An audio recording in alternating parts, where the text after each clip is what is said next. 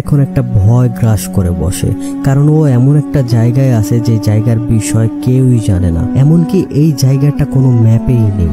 ঠিক তখনই ওই পোস্টে এমন একটা মেসেজ আসে যে মেসেজটা পড়ে হাসুমির অবস্থা আরো বেশি খারাপ হয়ে যায়। ওই মেসেজে লেখা ছিল, আমি কিসার্গির বিষয়ে অনেক রিসার্চ করছি, রিসার্চ করে পাইছি কিসার্গির মানে হচ্ছে অনি।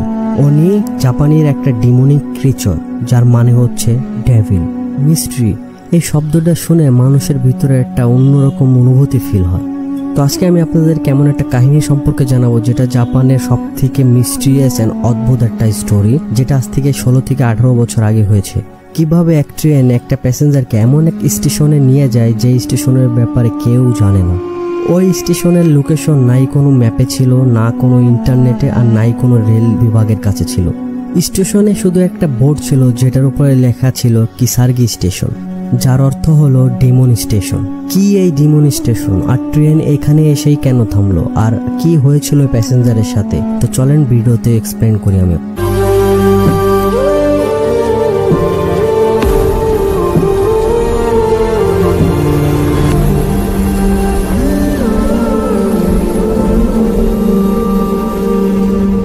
এই কাহিনী শুরু হয় হলো 2004-এ, যখন ইন্টারনেট নতুন নতুন এসেছিল। সবাই তখন ইন্টারনেটেই বেশি সময় কাটাতো, হোক সেটা কোনো পার্সোনাল বিষয় শেয়ার করা বা নিজের ওপিনিয়ন দেওয়া বা চ্যাট করা, তার জন্য সবাই ইন্টারনেট ফরমসের দিকেই চলে যেত।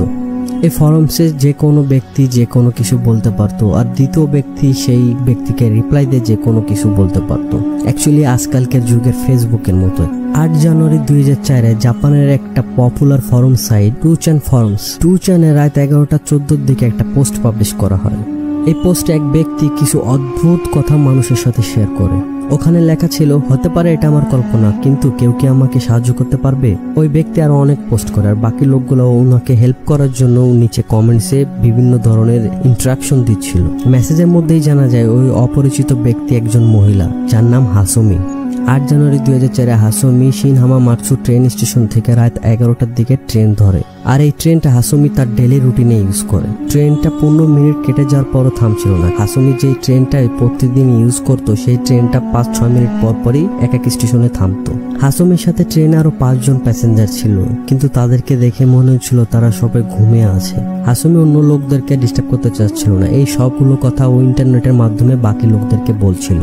তখনই অন্য এক ইউজার হাসুমিকে বললে ট্রেনের লাস্ট কম্পার্টমেন্টে কন্ডাক্টরের কেবিন আছে, ওখানে গিয়ে তার কাছে সবকিছু জিজ্ঞেস করলে সে আপনাকে ভালোভাবে বুঝিয়ে বলতে পারবে। ওই ব্যক্তির কথা শুনে হাসুমি ট্রেনের লাস্ট কম্পার্টমেন্টের কন্ডাক্টরের কাছে যায়, আর ওইখানে কন্ডাক্টরের রুমে পর্দা লাগানো ছিল, আর এমন মনে হচ্ছিল যে ওই রুমে কেউই নাই। হাসুমি কম্পার্টমেন্টে নক করে, কিন্তু ভিতর থেকে কোনো রেসপন্স পাচ্ছিল না। কিন্তু 1 ঘন্টা কেটে যায়, তারপরও ট্রেন থামার কোনো নামও নিচ্ছিল না। হাসুমি ট্রেনের জানলা দিয়ে বাইরে তাকিয়ে দেখে ট্রেন জঙ্গলের মধ্যে দিয়ে ছুটে যাচ্ছে। আশেপাশে সব পাহাড়, মাঝে মাঝে 2-1টা ঘরও দেখা যায়, কিন্তু সেই ঘর দেখে এমন মনে হয় ওই ঘরে কেউ থাকে না।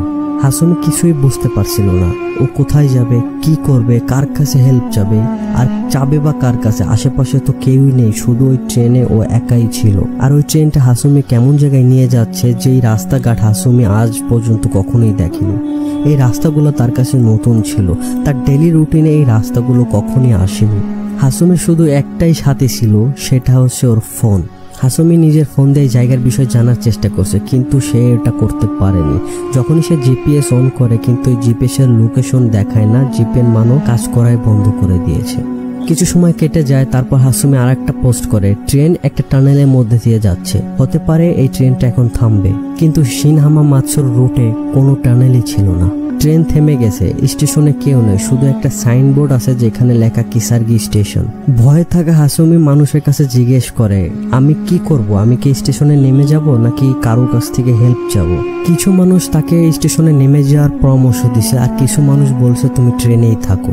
কৌতূহল বশত হাসুমি স্টেশনে নেমে যায়, আর স্টেশনে আশেপাশে ঘুরে দেখে স্টেশনে শুধুমাত্র সে একাই আছে। না ওইখানে কোনো অন্য প্যাসেঞ্জার ছিল, আর নাই স্টেশন মাস্টার।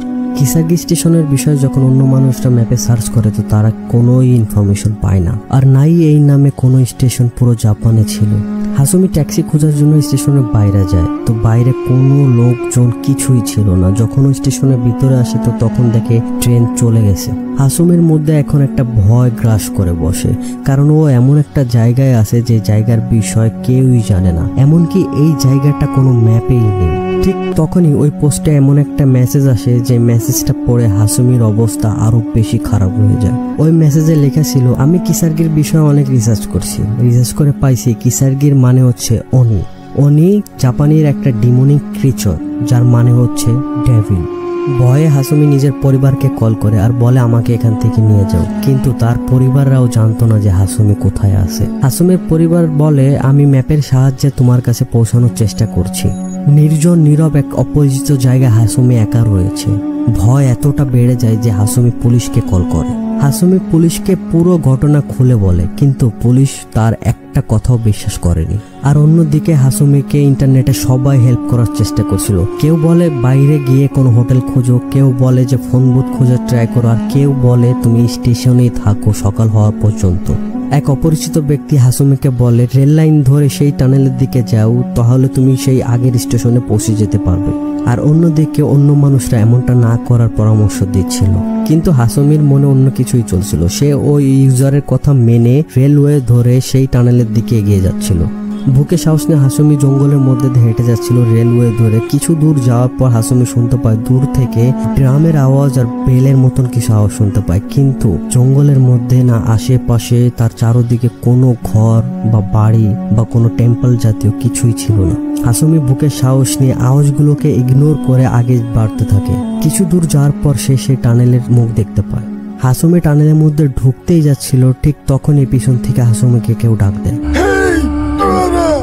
যখন হাসুমি পিছে তাকায় সে দেখতে পায় একটা বুড়ো মুরব্বীর লোক, যার এক পা ছিল না, তার থেকে 10 থেকে 15 হাত দূরে দাঁড়িয়েছিল। হাসুমি ভয়ে ভয়ে সেই ব্যক্তিকে এই জায়গার বিষয়ে জানতে চায়, কিন্তু সেই বৃদ্ধ লোকটা হাসুমিকে এক ওয়ার্নিং দিয়ে বলে এই ট্রেন ট্র্যাক থেকে সরে যেতে আর টানেলে না যাওয়ার পরামর্শ দেয়। এই কথা বলেই সেই বৃদ্ধ জঙ্গলের অন্ধকারের মধ্যে গায়েব হয়ে যায়। হাসুমি সেই বৃদ্ধের কথা না মেনে টানেলের দিকে এগিয়ে যেতে থাকে। আর সেই ঢোলের আওয়াজটা, যেটা আগে অনেক দূর থেকে আসছিল, মনে হচ্ছিল সেই ড্রামের আওয়াজটা এখন খুব কাছে চলে আসছে। কিছুক্ষণ হাঁটার পর হাসুমি সেই টানেলের কাছে চলে আসে, আর সেই ড্রাম আর ঘন্টির আওয়াজ অনেক বেশি বেড়ে যায়। মনে হচ্ছিল সেই আওয়াজগুলো টানেলের মধ্যে থেকে আসছে। আশেপাশে তাকাতেই হাসুমি টানেলের সামনে একটা বোর্ড দেখতে পায়, যেখানে ইসানুকি লেখা ছিল।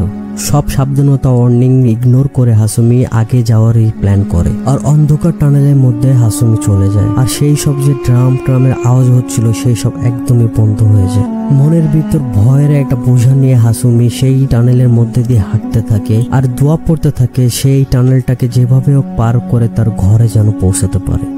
বুকে ভয় নিয়ে হাঁটতে হাঁটতে হাসুমি টানেলের অন্য সাইডে চলে আসে, আর টানেল থেকে বেরোতেই হাসুমি একটা ব্যক্তিকে দেখতে পায় টানেলের সামনে দাঁড়ানো। আর সেই ব্যক্তিকে দেখে হাসুমি ভয় পেয়ে যায়। ভয়ে ভয়ে হাসুমি সেই ব্যক্তির কাছে গিয়ে সাহায্য চায়। কথা বলার পর হাসুমি জানতে পারে সে একজন ট্যাক্সি চালক, আর সেই ট্যাক্সি চালক বলে সে হাসুমিকে পাশে হিনা স্টেশনে ড্রপ করতে পারবে।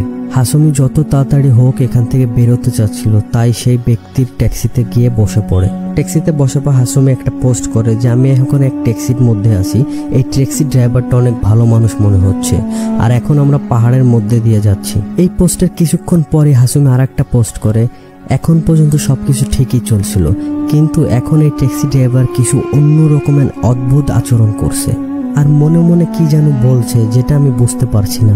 সুযোগ দেখে আমি ট্যাক্সি থেকে বেরিয়ে যাব, এটাই হাসুমির তরফ থেকে আসা শেষ SMS ছিল। এই পোস্টের পর হাসুমির কোনো খোঁজ খবর পাওয়া যায়নি। সে কি ওই ট্যাক্সি থেকে বের হতে পারছিল, নাকি ওই ট্যাক্সি ড্রাইভার ওর সাথে কিছু করে ফেলছে, আর কোন জায়গায় হাসুমি আসে সেটা এখন পর্যন্ত আনসলভ একটা মিস্ট্রি। যেই ট্রেন হাসুমি ডেলি রুটিনে ব্যবহার করত, কিভাবে সেই ট্রেন হাসুমিকে এমন একটা মিস্ট্রিয়াস জার্নিতে নিয়ে যায় যেখান থেকে ফিরে আসা হাসুমির পক্ষে সম্ভব নয়। সেন হামামাৎসু থেকে নিশিকাবেশি স্টেশন পর্যন্ত এর মাঝে কোনো টানেল নেই, কিন্তু সেই রাতে ওইখানে টানেল আসলো কোথা থেকে? তাহলে কি ট্রেন অন্য কোনো রুটে চলে গিয়েছিল? আর সেই 5 জন ব্যক্তি কারা ছিল যে হাসুমির সাথে ট্রাভেল করছিল? সেই একপালা বৃদ্ধ লোক আর টানেলের বাইরে থাকা সেই ব্যক্তি কে ছিল? নাকি এই ট্রেনটা কোনো প্যারানর্মাল দুনিয়াতে চলে গিয়েছিল। আমি এটা এজন্যই বলছি কারণ বাস্তব জীবনে হিনামাৎসু থেকে নিশিকামিজা স্টেশন পর্যন্ত তার মাঝে কোনো টানেল নেই, আর নাই কোনো কিসারগি স্টেশন নামে কোনো রেলওয়ে জাপান এক্সিস্ট করে।